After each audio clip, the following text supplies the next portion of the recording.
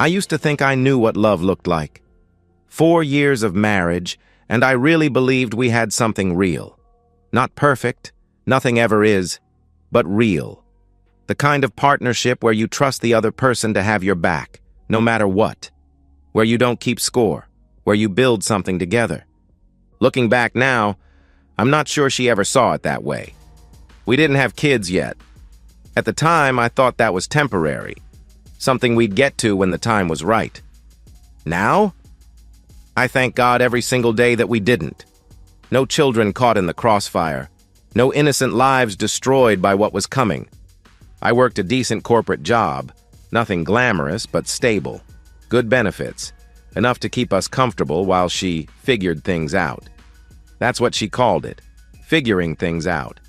What it actually meant was sitting at home, scrolling through Instagram, pretending she was building some kind of personal brand that never materialized into a single dollar. I didn't push her. I wasn't one of those husbands who needed his wife to work. If she wanted to take time, fine. But it wasn't the lack of ambition that bothered me. It was her friend. Or more specifically, it was Jessica. Jessica. God, I hated that woman from the moment I met her. Loud, manipulative, entitled, the kind of person who thrives on drama because her own life is so empty she needs to feed off everyone else's. She had an opinion about everything and a solution for nothing. And my wife, she worshipped her. Every single time my wife came home from hanging out with Jessica, there was a fight. Without fail. Suddenly I was controlling for asking where she'd been until 2 a.m. I was boring for wanting quiet evenings at home instead of expensive girls' nights out. I was financially abusive for questioning why she needed a $500 spa day when we were supposed to be saving for a house. The pattern was so obvious it hurt. Jessica was poison, and my wife was drinking it willingly, cup after cup. But about 6 weeks ago, something shifted. My wife became distant, cold. She stopped looking me in the eye when we talked. She stopped laughing at my jokes. Hell, she stopped laughing at all. Her phone became an extension of her hand, always face down on every surface, always out of reach, always locked. She started going out more, always with Jessica, she said. Late nights, vague excuses. We're just catching up, she'd tell me. Jessica's going through something, she'd explain. I need girl time, she'd insist. And then the intimacy stopped. Completely. She'd turn away from me in bed, claiming she was tired or stressed or just not in the mood. Weeks went by. Then a month. I stopped trying. What was the point? I didn't confront her. I didn't beg. I didn't play the jealous husband, demanding answers and making a scene. Instead, I watched. I observed. I started asking myself the one question every husband dreads. Is she cheating? One night, she came home at 2 a.m. I was still awake, sitting in the dark living room. She stumbled through the door, reeking of wine and cologne. Cologne that sure as hell wasn't mine. She didn't even look guilty, just annoyed that I was still up. That's when I made the decision. The next morning, I called a private investigator. Cost me $3,500 up front. I didn't hesitate. I didn't second guess. I needed the truth, and I needed it airtight. Evidence that couldn't be explained away or gaslit into oblivion. For the next 4 weeks, I played the role of the oblivious husband. I smiled. I cooked dinner. I asked about her day. And every night, after she fell asleep, I reviewed the investigator's reports. Hotel check-ins, parking lot meetings, restaurant receipts, timestamps, photos. She wasn't just cheating.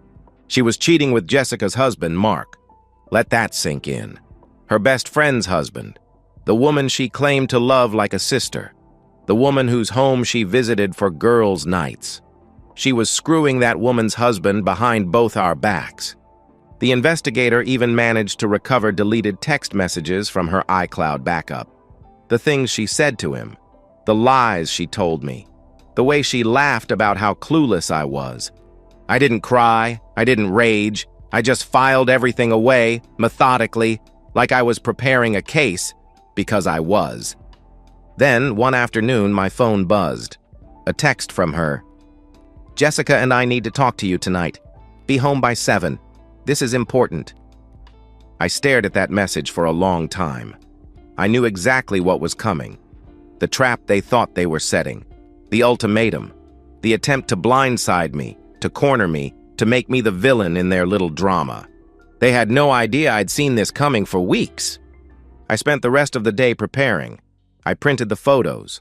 I organized the evidence by date and location. I rehearsed my lines, tested my tone. I wasn't going to yell. I wasn't going to lose control. I was going to destroy them. When 7 p.m. rolled around, I heard the key in the lock. The door opened. My wife walked in first, Jessica right behind her. Both of them had these smug, rehearsed smiles, like they were about to deliver bad news to a child. They sat down on my couch. My wife reached over and took Jessica's hand. Both of them looked at me like I was the problem, like I was the one who needed to be managed. The tension in that room was unbearable. The air was thick, suffocating. I leaned back in my chair, folded my hands, and waited. The stage was set. My wife started talking first. Her voice was calm, measured, too calm, rehearsed, like she'd practiced this speech in front of a mirror.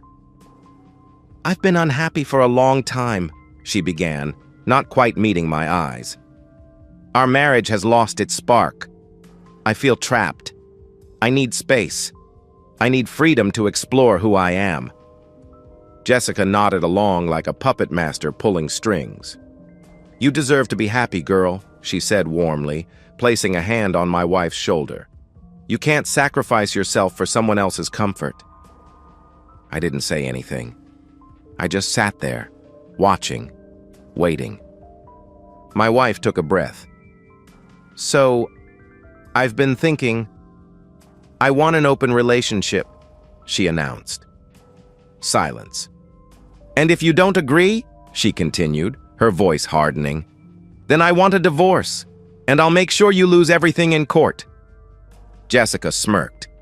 She actually laughed. A short, sharp bark of amusement, like this was all some hilarious game. Like I was some pathetic fool about to roll over and beg for mercy. That laugh was the trigger. I leaned forward slowly, locking eyes with Jessica. My voice was calm, steady, ice cold. "Stop laughing," I said quietly. The room went silent. The smirk slid off Jessica's face. I turned to my wife. "You're not unhappy because of me," I stated evenly. "You're unhappy because you've been f***ing Jessica's husband in hotel rooms for the past 6 weeks. And you think I'm the fool here?" The color drained from both their faces. My wife's mouth fell open. No sound came out. Jessica's eyes went wide, darting between me and my wife like she was trying to process what I'd just said. I didn't give them time to recover. I pulled out my phone, opened the folder the private investigator had sent me, and started swiping through the photos. My wife and Mark entering a hotel lobby. Timestamp, 2:47 p.m., October 14th. Another photo, them getting into his car outside a restaurant. Another, him kissing her neck in a parking garage. I held the phone up so both of them could see. "You want to ruin me in court?" I asked calmly. "Go ahead and try. I've got hotel receipts, GPS logs, text messages recovered from iCloud backups, and enough photo evidence to bury both of you. You think I've been sitting here like an idiot? I hired a private investigator 4 weeks ago. I know everything." My wife's hands started trembling. This isn't what it looks like," she stammered desperately. "Shut up," I said firmly, not yelling, just final. Jessica's face twisted from shock to pure rage. She turned on my wife like a rabid animal. "You told me you were done with him," she screamed. "You said you guys weren't even sleeping together anymore." My wife's voice rose in panic. "It was a prank! Baby, I swear to God it was just a prank!" she pleaded, looking at me with wide, terrified eyes. "Jessica thought it would be funny to see how you'd react." "A prank!" Jessica exploded, her voice shaking with fury. "You've been screwing my husband!" Jessica lunged at my wife, slapping her hard across the face. I didn't move. I just sat there and watched. Watched the friendship implode in real time. Watched Jessica shove my wife off the couch. Watched my wife scramble backwards, sobbing, makeup smeared across her face.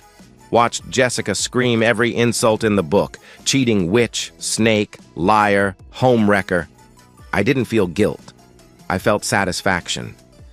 When they were both exhausted, voices hoarse, tears streaming, clothes disheveled, I stood up. "Get out," I said calmly. "Both of you.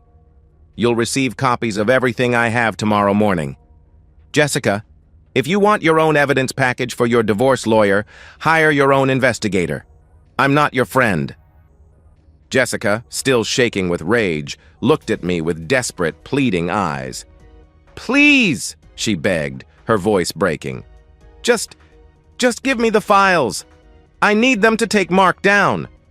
I looked her dead in the eye, raised my middle finger and pointed to the door. My wife was sobbing now, full-body convulsions, clinging to the doorframe as I walked toward her. "Please, baby, please," she wailed desperately. "We can fix this. I'll do anything." I grabbed her wrist, pulled her hand off the frame, and stepped back. Then I closed the door in her face, locked it, slid the deadbolt. And for the first time in weeks, the house was quiet. I stood there in the silence, breathing slowly, feeling my heart rate return to normal. It was done. The next 72 hours were chaos. My wife didn't leave. She couldn't. She sat in her car outside the house, crying, texting me nonstop. Hundreds of messages, voicemails, wall of text apologies, promises to change, threats to expose me. For what, I had no idea. I ignored every single one. I was already 3 steps ahead. The morning after the confrontation, I sat across from my divorce attorney, a sharp, no-nonsense lawyer I'd quietly consulted 2 weeks before I even confronted my wife. Her name was Linda Garrison, and she had a reputation for dismantling cheaters in court. We filed for divorce on grounds of adultery. In our state, infidelity directly impacts asset division and alimony eligibility. Linda was confident. "She'll get nothing," she assured me. "Maybe 15% of marital assets if the judge is feeling generous. But alimony? Forget it." I also filed for a temporary restraining order. My wife's constant presence outside my house, the unhinged messages, the veiled threats. It was more than enough for the court to grant an emergency order. She was legally barred from coming within 500 feet of me or the house. Violation meant immediate arrest. 2 days later, a sheriff's deputy showed up at her car and handed her the papers. I watched from the window as she read them, watched her face crumble, watched her drive away. With nowhere else to go, she called her parents. They already knew.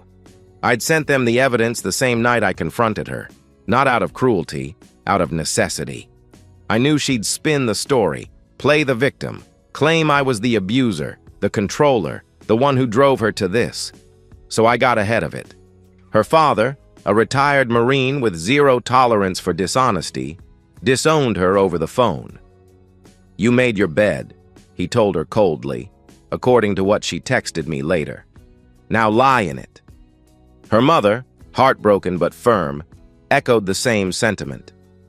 My wife tried to stay with Jessica next. That door was slammed even harder. Jessica was in her own meltdown, filing for divorce from Mark, packing her bags, and publicly blaming my wife for seducing her husband. As if Mark had no agency. As if he wasn't a grown man who made his own choices. But Jessica needed a villain, and my wife was the easiest target. The two women who'd been inseparable for years now hated each other with nuclear intensity. My wife ended up in a cheap motel on the edge of town. No job, no money, our joint accounts had been frozen per Linda's advice. No friends, no family. Just her phone, a suitcase, and the crushing weight of her own choices. Meanwhile, I didn't gloat publicly. I didn't post on social media. I didn't tell mutual friends the sordid details. I didn't have to.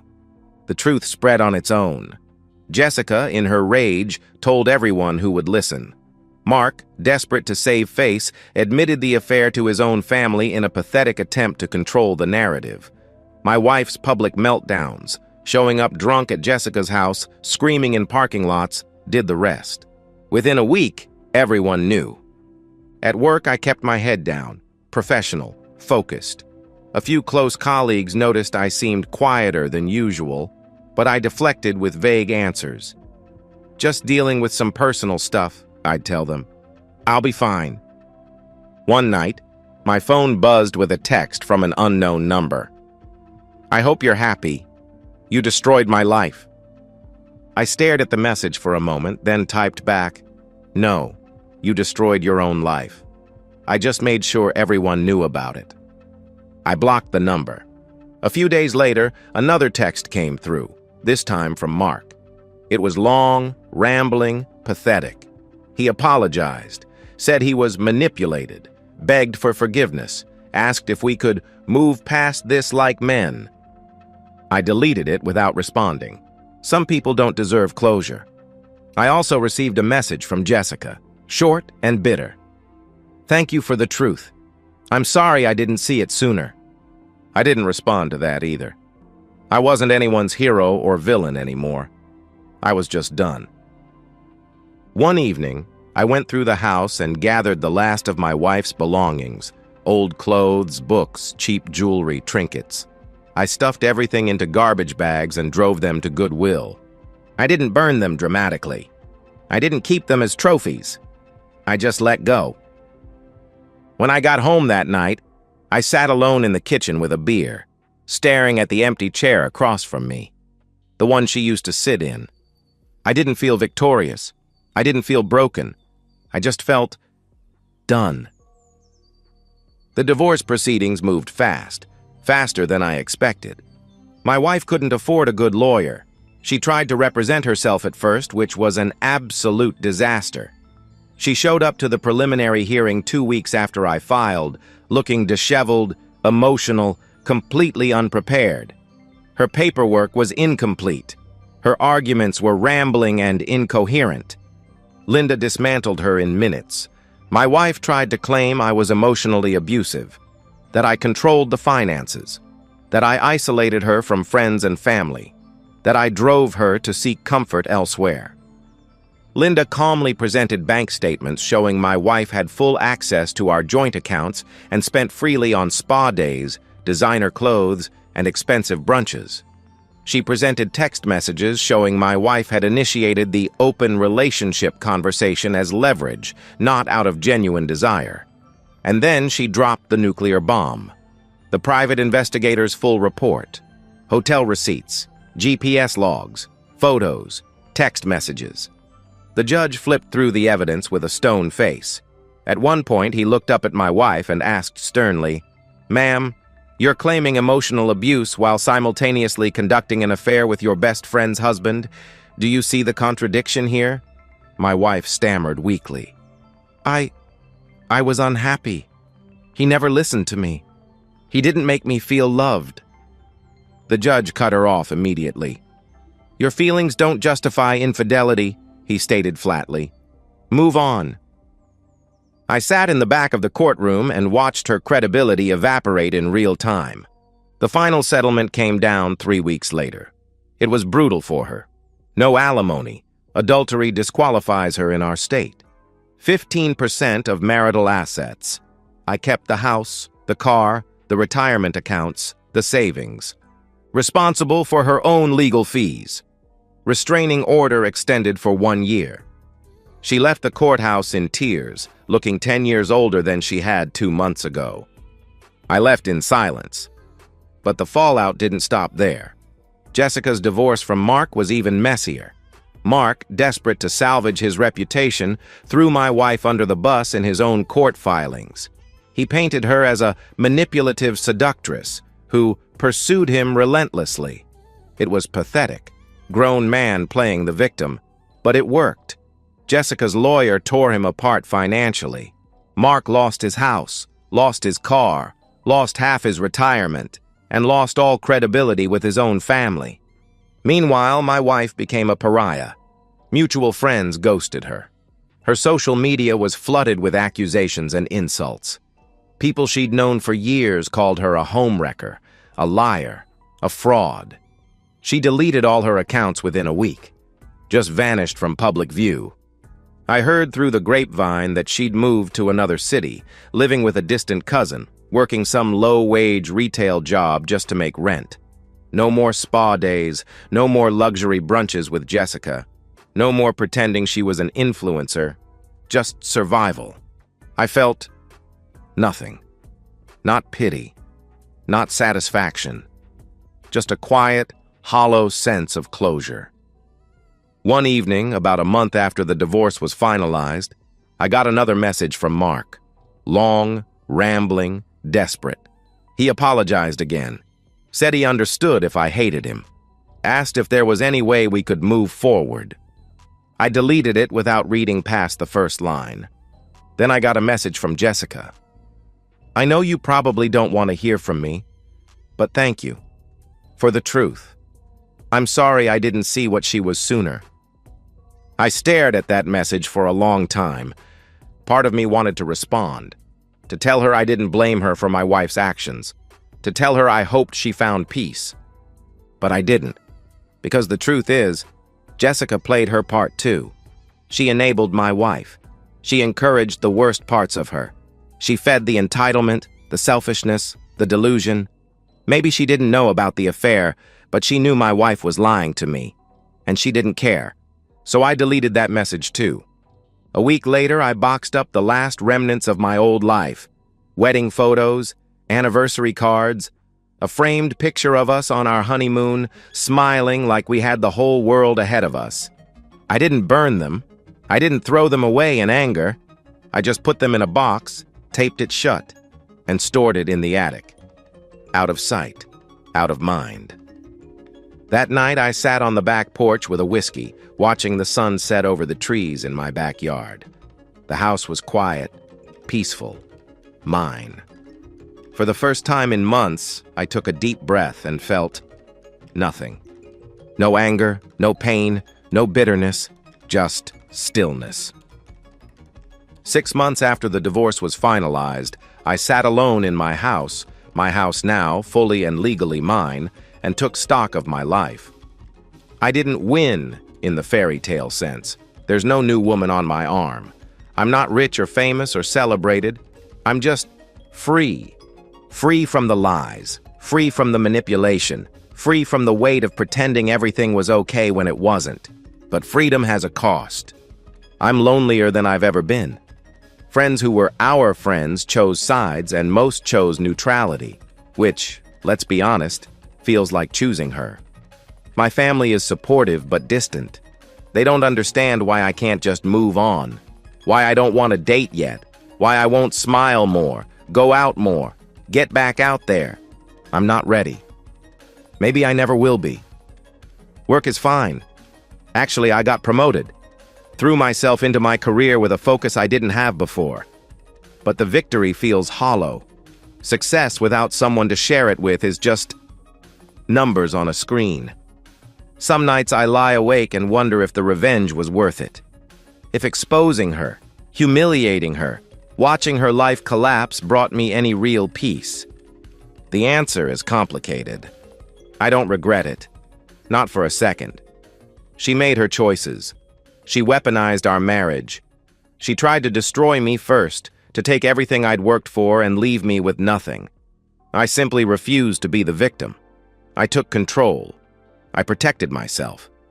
And yes, there's a grim satisfaction in knowing she can't hurt me anymore. In knowing she's out there somewhere, living with the consequences of her actions. In knowing that every time someone Googles her name, they'll find the truth. But I also know I'll never fully trust anyone again. Not the way I trusted her. That part of me died the night she walked into my house with Jessica and tried to destroy me. That innocent, hopeful part that believed love was real and people meant what they said. That part is gone. I think about her sometimes. Wonder if she's okay. Wonder if she learned anything. Wonder if she ever thinks about me, about what we had, about what she threw away. Then I remind myself, it's not my problem anymore. One night, an old college friend comes through town. We meet at a bar downtown, somewhere neutral, nowhere that holds memories. We talk about work, about sports, about nothing important. Then he asks me directly, "So, any regrets?" I take a sip of my drink. Think for a long moment. "No," I answer finally. "I don't regret protecting myself. I regret believing someone who didn't deserve it." He nods thoughtfully. Doesn't push. We don't talk about it again. When I get home that night, I sit on the back porch, same spot I've sat 100 times since the divorce. The air is cool. The stars are out. The world is quiet. I think about the life I thought I'd have, the kids, the family vacations, the golden years with a partner who loved me, who chose me every single day. That life is gone. But maybe that's okay. Maybe I'll build something new, something real, something that can't be taken from me by lies and betrayal. Or maybe I'll just be alone for a while, and maybe that's enough. I lean back in the chair, close my eyes, and let the silence wash over me. No anger, no bitterness, no pain, just clarity. People say revenge doesn't bring you peace. Maybe they're right. Maybe it doesn't heal the wound or erase the betrayal or make you whole again. But it sure as hell brings you clarity. And sometimes, that's all you need. I open my eyes, look up at the stars, and exhale slowly. I'm not broken. I'm not bitter. I'm not defeated. I'm just here, present, alive, free. And for the first time in a long time, that feels like enough. I never thought I'd be the kind of man who'd track his wife's phone. 5 years of marriage, and we'd built something I thought was solid. We met through mutual friends at a barbecue, one of those easy connections where conversation flowed like we'd known each other for years. 6 months later, I proposed. It felt right. No games, no drama, just two people who fit together. Or so I thought. Emma had quit her marketing job after we got married, said she wanted to focus on starting an online boutique. The business never quite materialized, but I didn't mind carrying the financial load. My construction management company was doing well, and I liked the idea of her being home when I got back from long days on job sites. We'd been talking about kids lately, casually mentioning names we liked, imagining what our life would look like with little feet running around. That Tuesday evening started like any other. I pulled into our driveway at 6:15, tired but satisfied after overseeing the final walkthrough on a commercial renovation. The house was quiet when I walked in, which wasn't unusual. Emma often took afternoon naps or got lost in her phone, scrolling through social media for business inspiration that never seemed to lead anywhere. My phone buzzed as I was loosening my work boots. "Hey, honey," her voice was bright, slightly breathless through the speaker. "I'm going to be late tonight. Andrew finally found a place and needs help moving. You know how he is, probably waited until the last minute to pack anything." I switched the phone to speaker and walked to the kitchen. "Oh, that's great. Where'd he end up finding something?" I asked. "Some townhouse across town. Nothing fancy, but it'll be good for him to get out of that apartment. The landlord was driving him crazy," she replied. "Want me to come help? I could grab the truck," and I offered. No, he's got plenty of hands already. His work buddies are there. Just heat up the leftover lasagna, okay? I should be home around 10, she interrupted. "All right, tell Andrew I said congrats on the new place," I responded. "Will do, love you," she said. "Love you too," I answered. The line went dead and I stood there staring at the phone.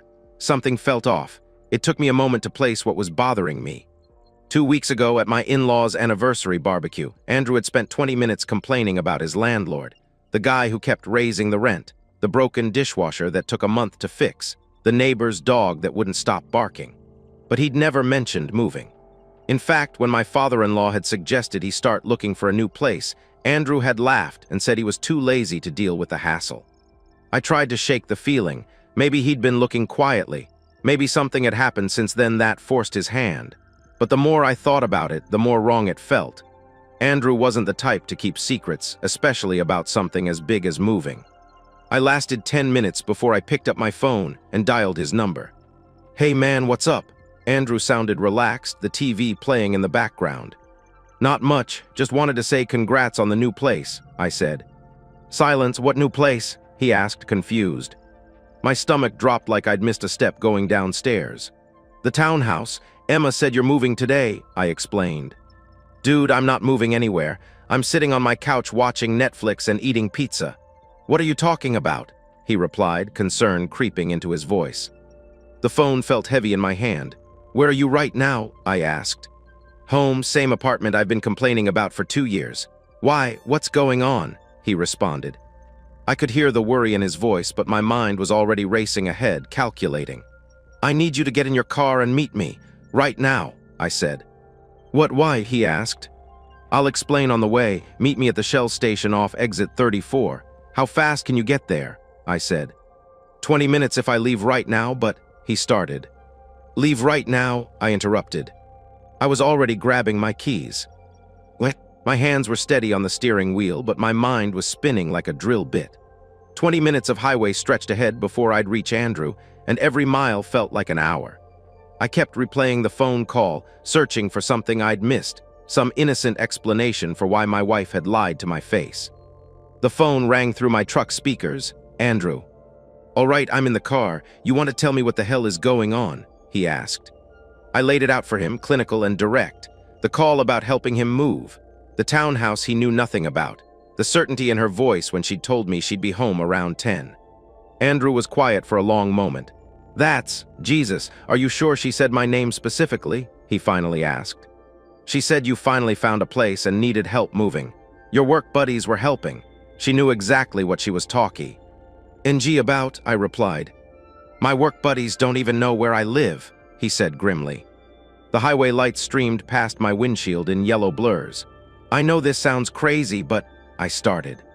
It doesn't sound crazy. It sounds like Emma's lying. Question is why, he interrupted.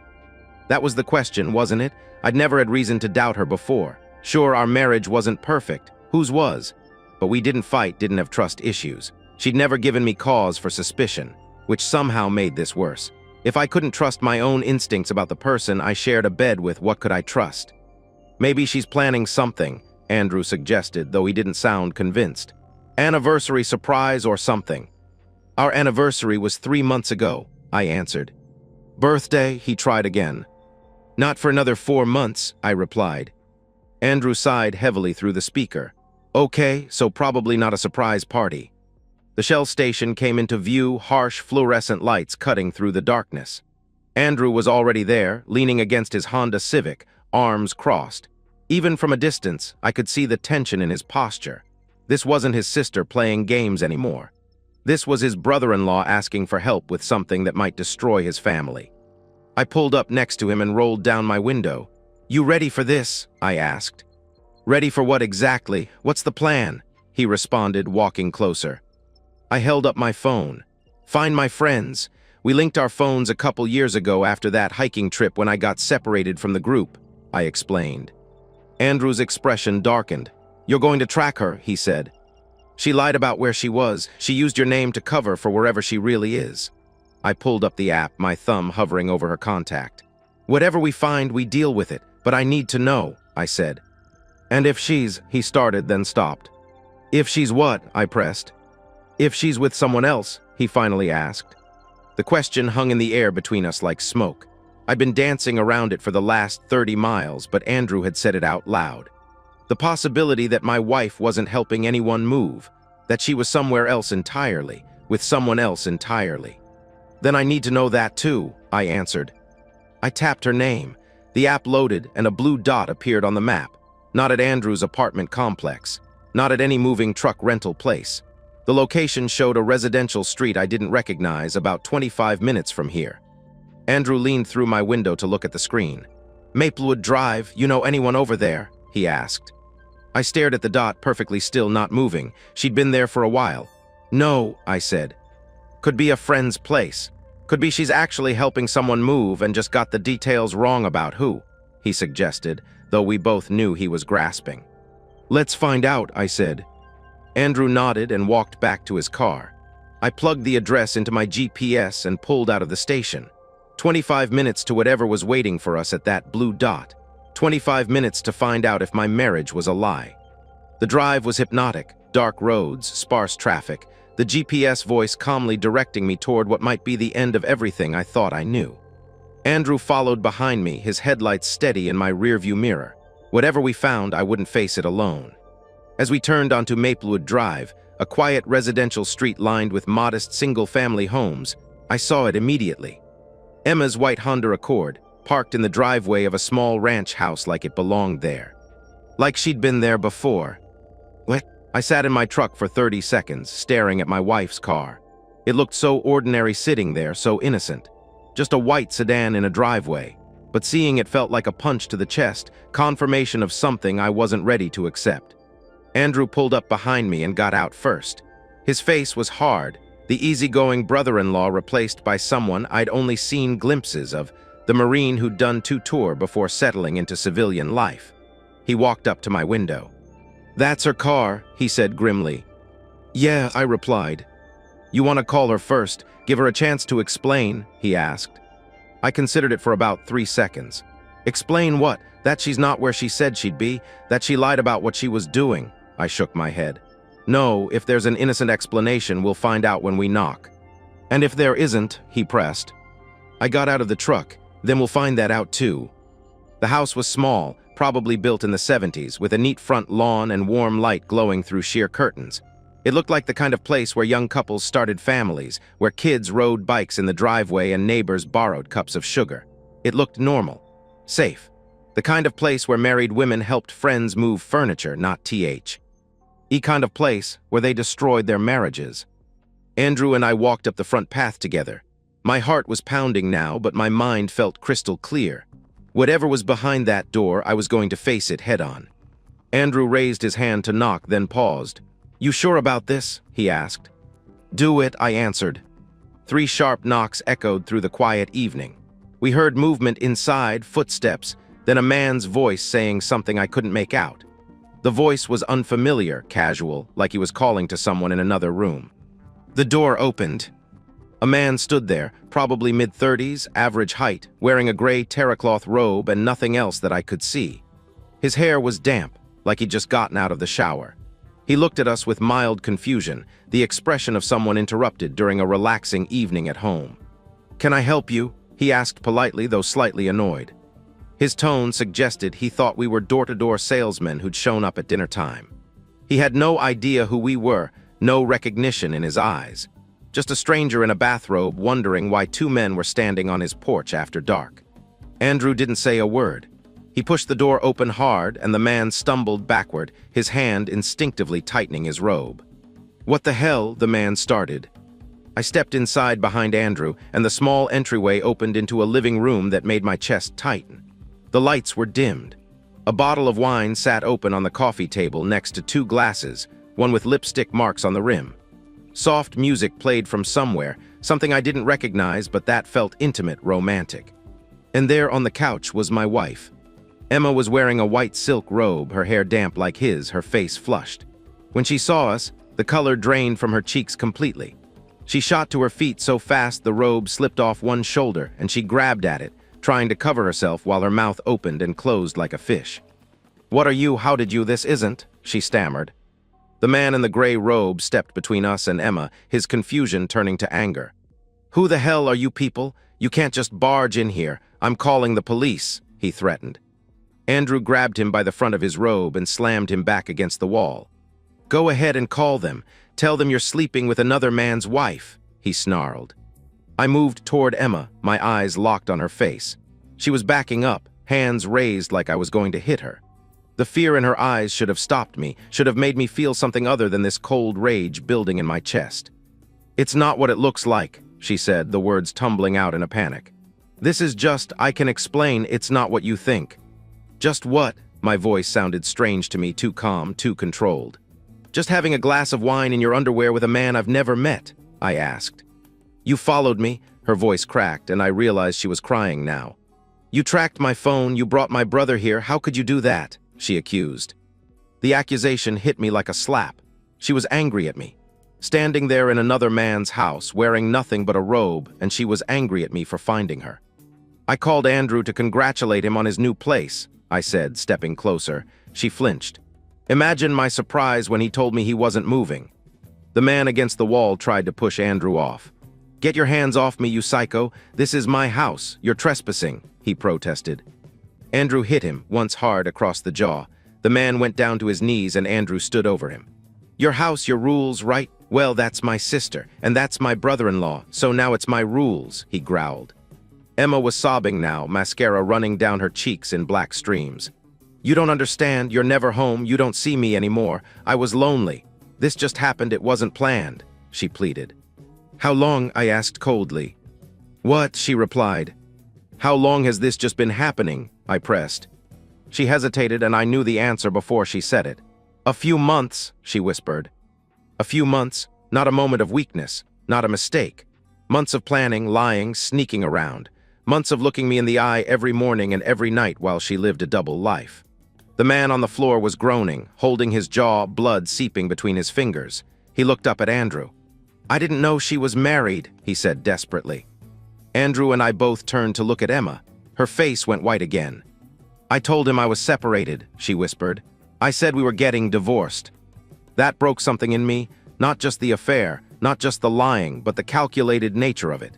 She'd been planning for this, setting up her next relationship while still sharing my bed. She'd been auditioning my replacement. The man struggled to his feet, using the wall for support. "Is this true? Are you not Getty?" "NG divorced?" he asked Emma. Emma looked between us, trapped. "It's complicated," she said weakly. "It's not complicated," I said. "We're married, we live together, we sleep in the same bed every night. She told you we were separated so you'd feel better about sleeping with her." The man's face changed, reality settling in. "Jesus Christ, Emma, you told me," he started. "Shut up," she screamed at him, then whirled on me. "You want to know the truth? Fine. Yes, I've been seeing Todd. Yes, I lied about it, but you drove me to this. You're never home, you don't talk to me, you don't see me anymore." I felt invisible. I stared at her, this woman I'd promised to love and honor, and felt nothing but cold disgust. "Pack your things. You have 3 days," I said. "You can't just," she started. 3 days. After that, whatever's left goes to Goodwill," I interrupted. I turned to Andrew. "Let's go." As we walked toward the door, Emma grabbed my arm. "Please, we can work this out. I'll end it with him. We can go to counseling. I'll do anything," she begged. I looked down at her hand on my sleeve, then at her tear-stained face. "You already did everything. This is the result," I replied. We left her standing in that living room, crying, while Todd held a dish rag to his bleeding nose. I didn't look back. What? I didn't go home that night. The thought of sleeping in the bed where Emma had lied to me for months made my skin crawl. Instead, I checked into a highway motel, the kind of place with thin walls and scratchy sheets that rented rooms by the hour. I sat on the edge of the bed for 2 hours, staring at the faded wallpaper, my mind completely blank. My phone buzzed constantly. Text after text from Emma, each one more desperate than the last. "I'm sorry, we can fix this. Please come home, I love you, it meant nothing." I turned the phone face down and tried to sleep. By 7 a.m., I was making phone calls.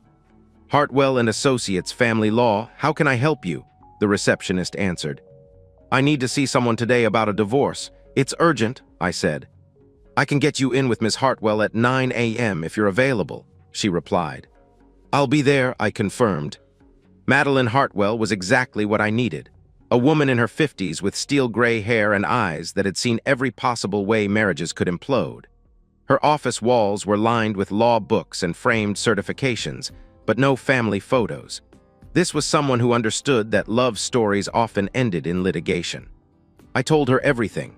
The lie about Andrew, the tracking, the confrontation, Emma's admission that the affair had been going on for months. Ms. Hartwell took notes without judgment, occasionally asking clarifying questions about timelines and assets. "In this state, adultery affects both asset division and potential alimony," she said when I finished. "But you'll need documentation if you want to pursue a fault-based divorce. Do you have any proof beyond what you witnessed?" "Not yet," I replied. "Then we need to get some, quickly before she has a chance to cover her tracks," she advised. That afternoon, while Emma left increasingly frantic voicemails, I went home with a purpose. She was staying at her mother's. I'd heard that much from one of her messages, which gave me time to search without interruption. Her laptop was still on the kitchen table where she'd left it, password protected but not encrypted. She'd always been careless about security, using the same password for everything, our wedding date. Within an hour, I had screenshots of months of text messages with Todd, explicit photos they'd exchanged, and email chains discussing weekend getaways I'd never known about. But the financial records were what really made my blood boil. Our joint credit card showed charges I didn't recognize, dinners at expensive restaurants while I was working late, hotel rooms during my business trips, lingerie purchases from stores she'd never shopped at for me. She'd been funding her affair with our money, making me an unwitting accomplice in my own betrayal. I documented everything: screenshots, printed statements, receipts. By the time I was done, I had enough evidence to crucify her in court. The next morning, Ms. Hartwell filed for divorce citing adultery with a comprehensive exhibit list that would make Emma's attorney sick to his stomach. But I wasn't done. Todd worked at a boutique gym downtown, one of those places where wealthy women paid premium prices for personal training and overpriced smoothies. A quick Google search gave me the corporate office number. "I'd like to report a concern about one of your trainers," I told the manager when I called. "I have evidence that he's been engaging in inappropriate relationships with married clients." I emailed them selected screenshots of the text messages, carefully edited to remove Emma's identifying information while making it clear that Todd was involved with a married woman. Within 48 hours, he was terminated. Ed for violating company policy. Emma's family needed to know, not for revenge, but because I knew she'd try to spin this as somehow being my fault. Her mother deserved to hear the truth before Emma could poison that well. I sent her parents a calm, factual email explaining the situation. No emotion, no accusations beyond what I could prove. Just the facts. Emma had been having an affair, she'd been lying about it for months, and our marriage was over. I attached a few of the less explicit text messages as evidence. Her mother called me within an hour, sobbing. "I'm so sorry. I don't understand how she could do this to you. You've been nothing but good to her," she said through tears. Her father never called, but Andrew told me later that he'd driven over to his parents' house and spent an hour screaming at Emma about what she'd done to the family's reputation. The legal machinery moved faster than I'd expected. Emma's attorney tried to negotiate, arguing that my invasion of privacy should limit what evidence could be used against her. Ms. Hartwell shut that down immediately. In a fault-based divorce, the cheated spouse has the right to investigate suspected adultery. 3 months after that night on Maplewood Drive, we sat in a conference room while a mediator read the final terms. No alimony for Emma.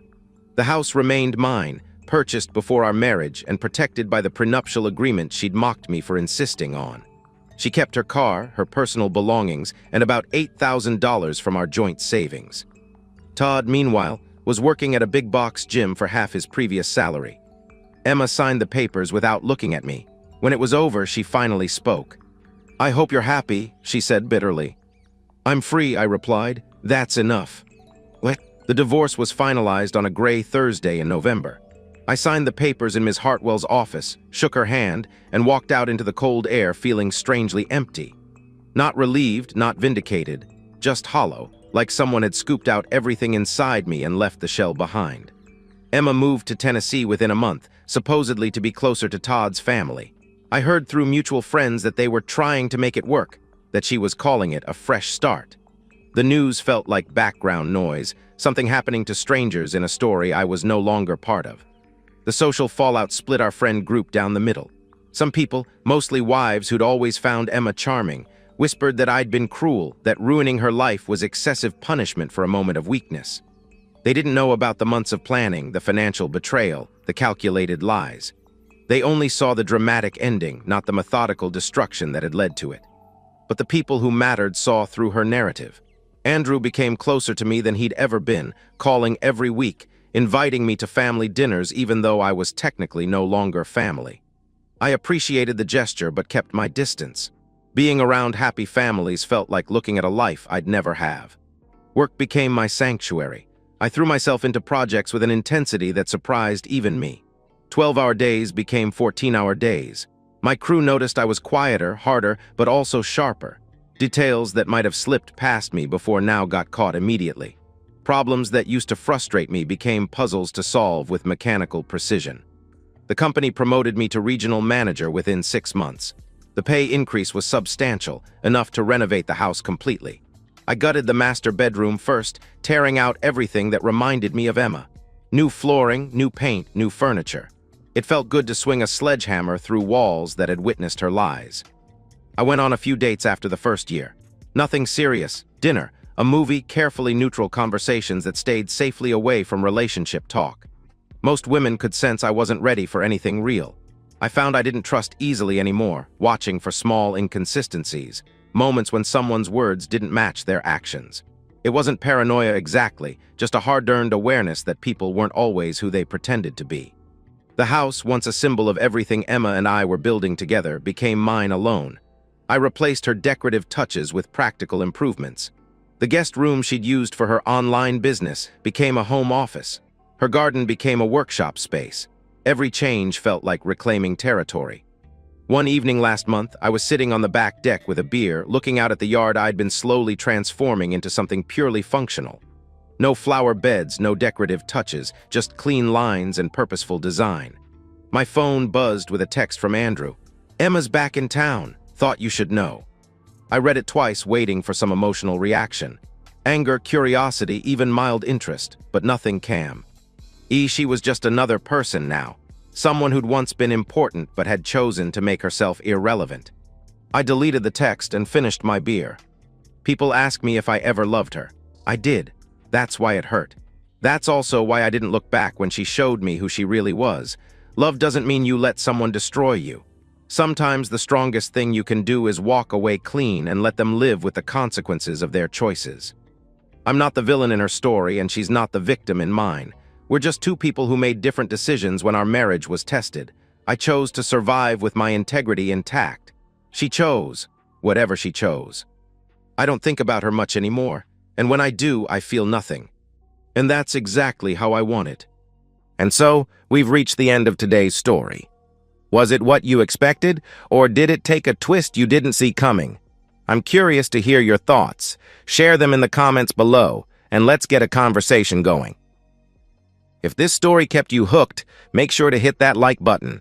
And if you're new here or just haven't subscribed yet, now's the perfect time to join our community. I bring you fresh, captivating stories every day, so click that subscribe button and turn on notifications so you never miss out. Thanks for watching, and I'll see you in the next one.